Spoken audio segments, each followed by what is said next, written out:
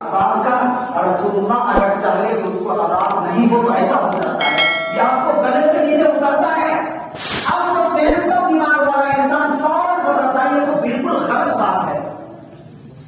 اسے چاہیے کہ علماء سے تعلیم کرے، سیکھے، علم کو حاصل کرے، کسی کے بہکاوے میں نہ جائے. اب آپ کو میں بتاؤں پہلے رسول پاک علیہ الصلوۃ والتسلیم کے چچا حضرت عباس رضی اللہ تعالیٰ اس سے پیش کر سنیے ابو طالب جو حضرت علی شیر خدا کے والد ہیں، باپ ہیں. رسول اللہ کی پرورش میں کس قدر اہم رول انہوں نے ادا کیا ہے کسی سے چھپی ہوئی بات نہیں. حضور جب ماں کے شکم ہی میں تھے تو والد محترم حضرت عبداللہ کا انتقال ہو گیا. جب آپ ہوئے زمین پر آئے 6 مہینہ کے 6 سال کے تقریباً ہوئے تو ماں کا انتقال ہو گیا. 2 سال اور ہوئے، 8 سال کی عمر میں گئے تو دادا کا بھی انتقال ہو گیا. یہ روٹین ہے کہ باپ اگر انتقال کر جائے تو ذمہ داری جو آتی ہے پہلے چچا کو نہیں دادا کو. حضرت عبد المطلب جب انتقال کر گئے اس وقت میں آقا علیہ الصلوۃ والتسلیم کی عمر ہو گئی تھی 8 سال. تو ذمہ داری کن کے اوپر آئی؟ چچا. ابو طالب ان کو دیکھ ریکھ کرنے لگے اور ابو طالب کی محبت دیکھیے، چچا کی محبت. حضرت رسول پاک علیہ الصلوۃ والتسلیم کو اپنے بھتیجا کو ابو طالب اس قدر محبت فرماتے تھے کہ جہاں بھی آپ تشریف لے جاتے اس کو ساتھ لے کر لے جاتے تھے. سبحان اللہ. اپنے بیٹے پر ترجیح آپ نے دیا تھا. اس قدر ہوا کہ حضور علیہ السلام نیکی کی دعوت دینے لگے. مکہ کے لوگ حضور کی طرف مائل ہونے لگے، مکہ آپ سے وابستہ ہونے لگے. تو جو سردان مکہ تھا، سرداران مکہ جو تھا انہیں جلن ہوئی، تکلیف محسوس کیا، صدمہ محسوس کیا، اور یہ سب مل کر کے ابو طالب کے پاس گئے. ابو طالب تمہارا بھتیجا اس طرح سے وہ کرتے ہیں، ہمارے معبود کے تعلق سے وہ کرتے ہیں، وہ عبادت کے لائق نہیں. ایک خدا کی عبادت کرو، اسی کی پوجا کرو، اسی کی پرستش کرو. یاد رکھنا یہ بھلا نہیں ہوگا، بہت برا ہوگا. ان کے ساتھ آپ ان کو سمجھا دو. پیارے آقا علیہ الصلوۃ والتسلیم کے پاس ابو طالب آئے، بولے بیٹا فلاں میرے پاس آیا تھا، سرداران مکہ کچھ میرے پاس آئے تھے اور اس طرح مجھے دھمکی دے کر کے گیا ہے. بیٹا تم نیکی کی دعوت دو، لوگوں تک خدا کا پیغام پہنچاؤ، لیکن تم اپنے انداز میں کرو، صحیح اور غلط کا فیصلہ مت سناؤ. اپنا جو کرنا ہے تم کرو اور کسی کے تعلق سے تمہیں کچھ بولنے کی ضرورت نہیں. حضور علیہ الصلوۃ والتسلیم نے کتنا میٹھا جواب دیا تھا. حضور علیہ الصلوۃ والتسلیم کی آنکھوں میں آنسو آ گیا، رونے لگے اور عرض کیے اے میرے چاچا، اگر دنیا کے لوگ میرے ہاتھ میں اگر چاند کو دے دے، ستاروں کو دے دے اور کہے کہ اللہ کے علاوہ کو بھی پوجا کے لائق سمجھ لو، فیصلہ سنا تو ہم نہیں سنا سکتے ہیں. چاچا آپ کو اگر یہ لگ رہا ہے کہ ہمارے ساتھ رہتے ہوئے آپ کو تکلیفیں اٹھانی پڑے گی تو آپ مجھے چھوڑ دیں، مجھے تنہا چھوڑ دیں. اللہ نے مجھے اسی لیے بھیجا ہے، یہ ہماری ذمہ داری میں سے اس کو ہم کریں گے. ابو طالب وہاں سے ہوتے ہوئے چلے گئے لیکن چھوڑے نہیں ساتھ، کہ چلو ایسی بات ہے تو ہم تمہارے ساتھ ہیں. حضور علیہ الصلوۃ والتسلیم کے مکمل ساتھ ہو گئے. چچا بولے ٹھیک ہے، جن سے ہمیں جنگ موت دینے کی ضرورت پڑی ہم لیں گے. حضور علیہ الصلوۃ والتسلیم کے ساتھ پورا سلوک ہونے لگا. ابو طالب لڑتے رہے، وہ گالی دے رہا آپ لڑتے. کوئی اگر آپ کے سراغ میں تکلیف پہنچانے کے در پر ہوتا تو اس سے بھی لڑتے. ایک مرتبہ حملہ ہونے والا تھا تو حضور علیہ الصلوۃ والتسلیم کو تمام لوگوں کو اپنے خاندان والوں کو لے کر کے شیعہ ابو طالب کے گھاٹی میں چلے گئے، وہاں چھپے تھے.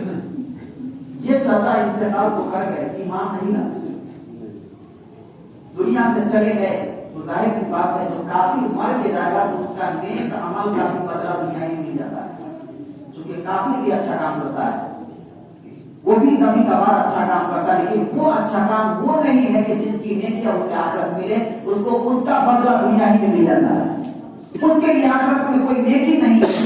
ظاہر سی بات ہے کہ ایسے لوگ تو جہنمی ہوں گے۔ قرآن کا بھی فیصلہ ہے وَلَا يُخَفَّفُ عَنْهُمُ الْعَذَابُ، جو ایمان پر نہیں مارا، کفر و شرک پر اس دنیا سے گیا تو اس کے اوپر سے عذاب کو ہلکا نہیں کیا جائے گا۔ قرآن کا فیصلہ ہے، عذاب اس کے اوپر سے ہلکا نہیں ہوگا۔ جہنم میں پہنچ چکا ہے تو اسے ذرہ برابر بھی آرام نہیں اسے ملے گا۔ یہ قرآن کا فیصلہ ہے۔ اب سنیے چچا عباس کے بارے میں بتا رہا ہوں۔ چچا عباس نے کہا یا رسول اللہ، ابو طالب تو آپ کے لیے بہت محنت اور مشقت اٹھائے ہیں، مکہ والوں کے ساتھ لڑے، مکہ والوں کے ساتھ آپ کی خاطر جنگ کر لیے، مکہ والوں سے گالیاں سنے ہیں آپ کی وجہ سے، آپ کو کسی نے تکلیف پہنچانے کے لیے آیا تو آپ کی خاطر وہ لڑے ہیں۔ حل نفع ذالک، حل نفع ابو طالب، اے پیارے بھتیجا کیا آپ نے اپنے اس چچا کو فائدہ پہنچایا؟ اللہ غور کیجیے، قرآن کا فیصلہ ہے وَلَا يُخَفَّفُ عَنْهُمُ الْعَذَابُ، اس کے اوپر سے عذاب کو ہلکا نہیں کیا جائے گا۔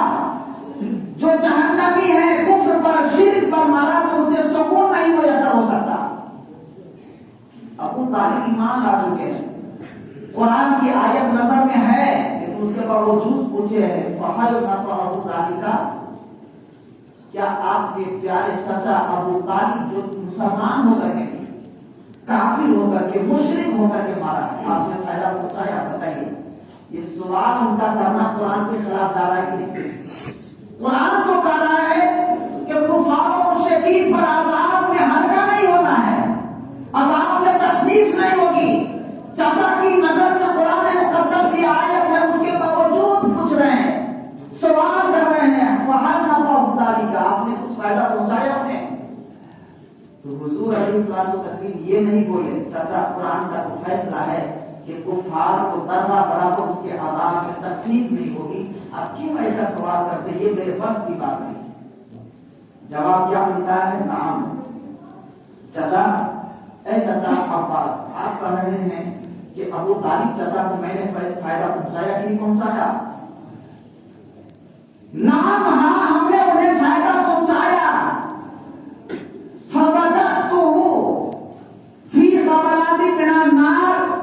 کہ میں اپنے چچا ابو طالب کو جہنم کے سب سے نچلے گڈھے میں پایا، فَأَخْرَجْتُهُ إِلَى وَحْدَةٍ، تو میں نے انہیں جہنم کے سب سے نچلے گڈھے سے نکال کر کے میں نے اوپر میں لا کے رکھ دیا۔ سبحان اللہ، اور جی لگا کر کے کہیے سبحان اللہ۔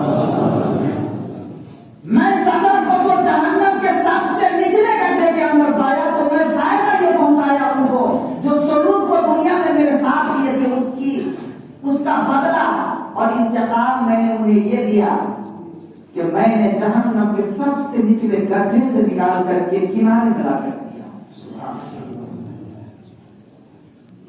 اب بتائیے، قرآن کا فیصلہ ہو گیا کہ عذاب میں تخفیف نہیں، ہلکا پن نہیں، جہنمی ہے تو اسے سزا ملائی ہے، اب ذرہ برابر اس کے لیے تخفیف نہیں۔ لیکن حضور علیہ الصلوۃ والتسلیم سے چچا عباس نے سوال کیا، گویا چچا عباس کا بھی عقیدہ تھا کہ پیارے نبی علیہ الصلوۃ والتسلیم کو خدا نے مختار کل بنا کر کے بھیجا ہے، اگر خدا کوئی فیصلہ بھی فرما دیا ہو تو محبوب کی رضا کے لیے وہ اپنے فیصلہ کو جاری بھی کر سکتا ہے۔ اسی لیے تو سوال کیے، ورنہ چچا عباس کوئی عام آدمی نہیں تھے، اچھے پڑھے لکھے بھی تھے وہ۔ اب سوال، فائدہ تو ملا، اب چچا ابو طالب کو آخر جہنم کا سب سے نچلا گڈھا ملا نہیں، یہ تو حضور علیہ الصلوۃ والتسلیم کی پرورش کی 8 سال سے لے کر کے جب تک پرورش کرنے کی ضرورت پڑتی ہے اس وقت، جب اس کے بعد بھی آپ کا وہ ساتھ دیتے رہے، اس کے باوجود جہنم کا سب سے نچلے گڈھا ملا تھی۔ کیا وجہ تھی؟ وجہ یہ تھی کہ ابو طالب پیارے آقا علیہ الصلوۃ والتسلیم کے بچپنا کو بھی دیکھے تھے، ان ہمارے شباب کو بھی دیکھے تھے، جوانی کو بھی دیکھے تھے، پیارے آقا علیہ الصلوۃ والتسلیم کے اندھیر پن کو بھی دیکھے تھے، اس کے باوجود نہیں مان لا سکے۔ یعنی یہ کہ ان کے دروازے پر کنواں تھا، ان کے دروازے پر کنویں ایمان تھا، ان کے دروازے پر کائنات کے روح ایمان تھا، اس کے باوجود نہیں مان لا سکا۔ اس لیے یہ سزا ملی کہ اے ابو طالب، تمہارے سامنے تو ایمان کا مغز تھا، روح ایمان تھا موجود تمہارے سامنے، تمہارے سامنے تو روح ایمان تھا موجود، اس کے باوجود تم اس تالاب میں اپنے کفر و شرک کو دھو کر کے ایمان نہیں لا سکا۔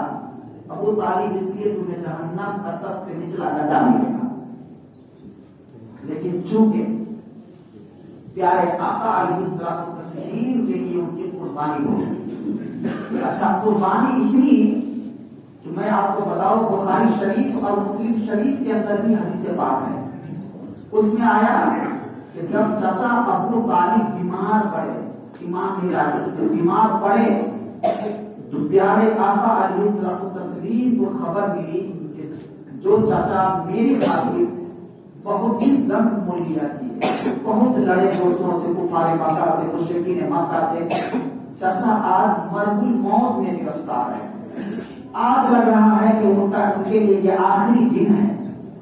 خبر ملی، پیارے آقا علیہ الصلوۃ والتسلیم تشریف لے گئے وہاں پر، تو آپ کے جانے سے پہلے ان جگہ پر حضور علیہ الصلوۃ والتسلیم کا پکا مخالف منافق ابی بن کعب، عبداللہ بن ابی، راس المنافقین، اور ابو جہل جو پیارے آقا علیہ الصلوۃ والتسلیم کا جانی دشمن تھا، وہ موجود تھا۔